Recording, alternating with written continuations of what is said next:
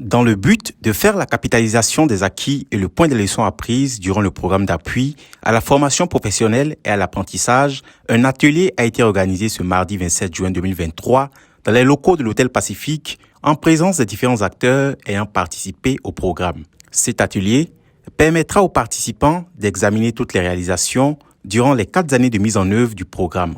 De cet atelier, nous allons dans un premier temps examiner les activités qui ont été réalisées, point par point. Ensuite, il y a ce que nous appelons les bonnes leçons, les bonnes pratiques qui vont être examinées.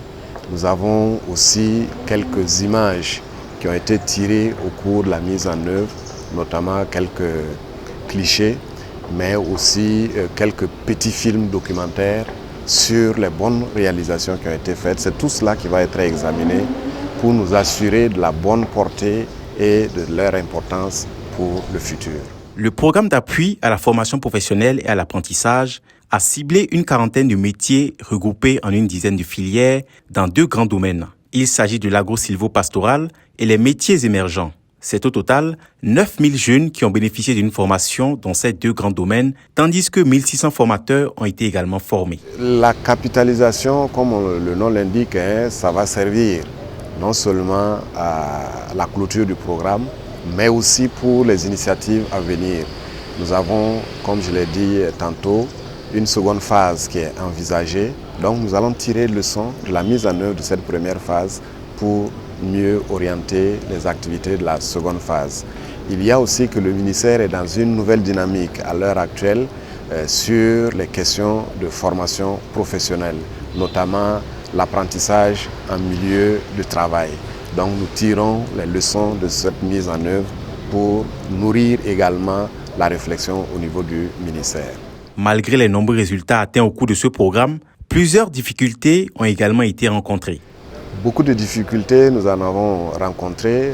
Vous n'êtes pas sans ignorer qu'à l'heure actuelle, il y a la sécurité, l'insécurité très grandissante dans certaines régions de mise en œuvre donc, du programme. Ça a été quand même quelques freins. Nous avons aussi rencontré quelques difficultés dans la mobilisation des apprenants dès le départ parce que ils ne connaissaient pas le programme et les acteurs que nous avons commis à cette activité, c'était la veille des élections, donc vous comprenez que rapidement il y a eu quelques difficultés de mobilisation des jeunes. Tout comme la coopération suisse, le Conseil national du patronat a également participé à la réalisation du programme. Nous sommes venus pour soutenir dans le PAFPA, qui est un programme du patronat, avec l'appui du gouvernement burkinabé et de la coopération suisse. Et cette initiative est louable. Nous ne pouvons pas être absents à une telle initiative, d'autant plus qu'il s'agissait pour eux de faire un point de ce qu'ils ont réalisé comme activité, faire un rapport, déposer ce rapport sur une table et ensuite, avec tous les acteurs, examiner ce rapport. Donc, en tirer les acquis. Débuté en novembre 2018, le programme d'appui à la formation professionnelle et à l'apprentissage a pris fin en octobre 2022. 37 centres de formation et 362 entreprises formatrices étaient engagées dans le programme.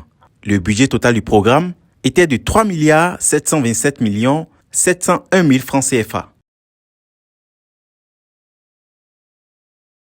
Boama TV, l'autre télé by Pro.org.